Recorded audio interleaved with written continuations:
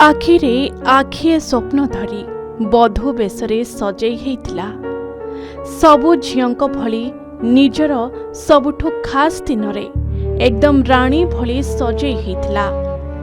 आज राजकुमार आसिब आउ मथारे सिंदूर दे घर को नहीं जीव जीवनर नुआ अध्याय आरंभ हेब। मनरे असुमारी स्वप्न नहीं सासु घरे पाद थापिथिले। जेते झड़ झंझा आसिले भी स्वामी हाथ धरी बाट चलिबाको मने मने भाबिथिले।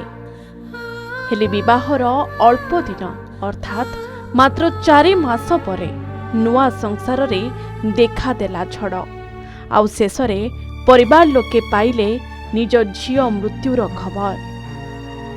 किछि मास पूर्वे जहाकू कन्या बेसरे विदा करिथिले एबे ता मृतदेह देखि बुकु फटाई कांदुछंती परिवार। एपरि एक अभावनीय घटना सुंदरगढ़ जिला बनाई थाना अंचल रे घटिछि। ज्वाई ही झियो को मारिथिबा संदेह करी झियोर ससुर ओ स्वामी को बाप घर लोके मारपिट करिथिबा बेले उभय आहत होई मेडिकल ले चिकित्साधीन अछंती। मृता नवबधू हेले राजकांगपुर अंचलर इंद्रशेखर देवଙ୍କ झियो ड्रिसित शेखर देव। घरे अति गेलरे तांको मानी बोली डाकंती। भारी गेल्हारे पड़िथिले मानी।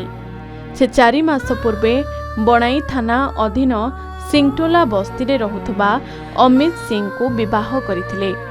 विवाह परे सासुघर लोकंक समेत स्वामी ननंद माने भी आम झियो को निर्यातना देउथिले। एने झियो आमको कहुथबा बेले सबु किछि ठीक होइजिबो बोली कहुथिलु। मात्र सेमाने आम झियो को जोर जबरदस्ती किछि खुआई मारी देइछंती। एने आमको खबर भी दे नथिले। फोन अछि संगे संगे तो जणै पारि थांते किंतु सेमाने आमको किछि खबर देलेनी। आमे खबर पाई मेडिकल ले पहुंची देखु तो झियोर मृतदेह पड़िछि। मरी सोइछि झियो। झियो को मृत अवस्था रे देखिबा को पाइलु बोली कोह भरा कंठरे कहिछंती मानी को मां। आमे सिंह टोला रे बा करथिलु झियो को। पिलार ना होछि अमित। से बहुत टर्चर करुथिले। ता भौणी माने भी टर्चर करुथिले कहूथुला बाकी आमे ताके बुझौतुनु बुझिकिरी रह धीरे धीरे ठीक हो जिवो। आज ए भलिया हला परे भी हमको से माने थरे भी फोन करि पारले नहीं। फोन तो एबे सुविधा फोन तो करि पारि थांते कोन हला कोन नहीं आमे जानि पारिथितु। असुविधाटा कहीते आमे जानि पारिथितु आसीथितु बुझिथितु। लेकिन से माने पूरा लास्ट टाको धरिकिरी आसीछन। से ता मामू घर पाखरे भौणी ता मामू घर आसिला बेलको थिला लास्टा। से माने खाई देइछि से माने खुए देइछंती ताको। से कोट के जीवो जे किछि आनिबो से हे भलिया झियो नुहे जे किछि खाई देबो। पढ़ा सुना बीए करिथिला ग्रेजुएशन थिला। कोन से कोन अभियोग कोन अछि आपनकर? आमे बाबू से माने मारिकरी ताके खुए देइछंती। सेटा तो से माने थरे भी फोन काहे करलो ने बोली जा कोले भी राग लागबो जोनकर जीवन पळे जाईछि।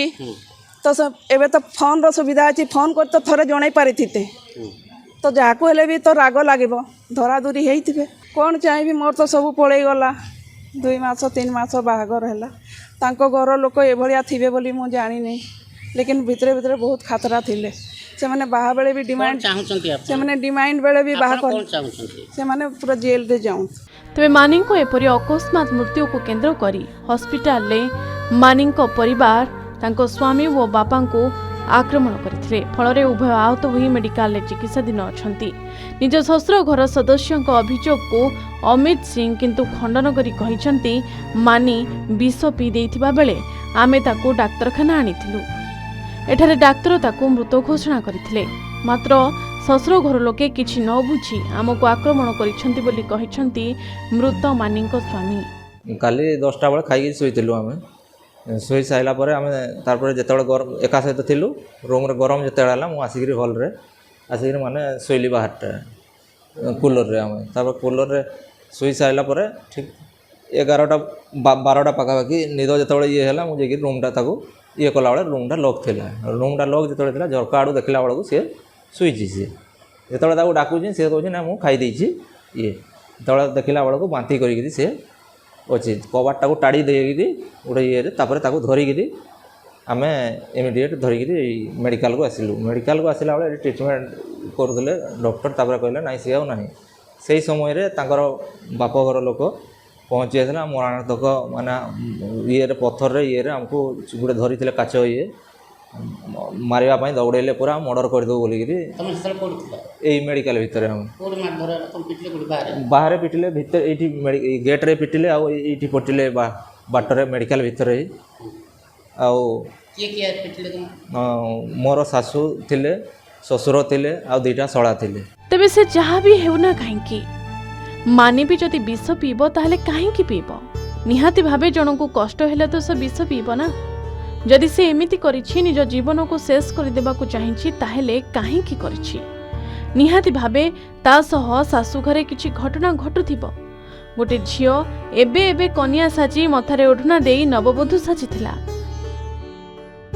ଆଉ ବାହାଘରକୁ ଏତେ କମ୍ ସମୟ ହୋଇଥିବା ବେଳେ ଜଣେ କାହିଁକି ଏମିତି କରିବ ଏ ବିଷୟରେ ନିହାତି ତଦନ୍ତ ହେବା ଦରକାର ନଚେତ୍ ଏମିତି ନବବଧୂଙ୍କର ଜୀବନ ଯାଉଥିବ ହସ୍ପିଟାଲ ଡାକ୍ତର ବି କହୁଛନ୍ତି ସେ ରିସିଭ୍ ଡେଡ୍ ହିଁ ପାଇଥିଲେ ମାନିକୁ से काली राति 12:30 अराउंड से पेशेंट दृष्टि शेखर दियो आसिले आम पाखक रिसीव डेट थिले आउर जहाँ आम प्रोटोकॉल जमती रिसीव डेट थिले आम जमती ऑक्सीजन देके फर्स्ट पेशेंट को पहुँचे चेष्टा करूँ से प्रोटोकॉल रे आम गलु बट पेशेंट जेहेतु रिसीव डेट थिले किसी हो पारानी से according to the patient attendant सी कौन खाई से तो पीएम रिपोर्ट रे जना पड़ो कौन पॉइजन खाई कौन नहीं तापर पीएम रिपोर्ट आसिले देखा तापर किसी टाइम पर अराउंड 1:10-20 अराउंड घर लोक आसिकी जहाँ माड़गोड़ कर सेबड़े झील को शाशुघर लोके हत्या करिथिबा नै मानिंक परिवार लोके बणाई थाना अभियोग करिथिबा बेले पुलिस घटनार तदंत आरंभ करिछि अभियुक्तଙ୍କ विरोध में कड़ा कार्यानुष्ठान ग्रहण कराजिबो बोली पुलिस अधिकारी सूचना दैछन्ति। सुंदरगढ़ जिला बणाईरू सत्यनारायण मिश्रଙ୍କ रिपोर्ट के न्यूज ओडिशा।